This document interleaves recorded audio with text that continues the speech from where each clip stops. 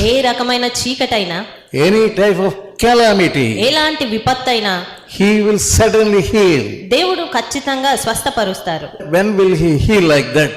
When we follow the conditions and prescriptions. ఆయన ఇచ్చినటువంటి నియమాలను మనము పాటించినప్పుడు మాత్రమే అలాంటి స్వస్థతను పొందుకోగలుగుతాము. First condition is humbling. మొట్టమొదట ఆ నియమం ఏంటి అంటే తగ్గించుకోవడం. And secondly, praying. రెండవది ప్రార్థించడము. And seeking his face.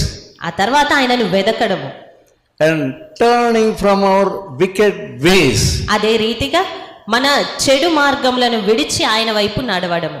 So when we repent like that, ఆ రీతిగా మనము పశ్చాత్తాపడితే, when we do our duty, what we ought to do, మనము చేయవలసింది ముందుగా మనము చేస్తే, then he will do his work. ఆయన చేయాల్సింది ఆయన ఖచ్చితంగా చేస్తారు. Healing is free.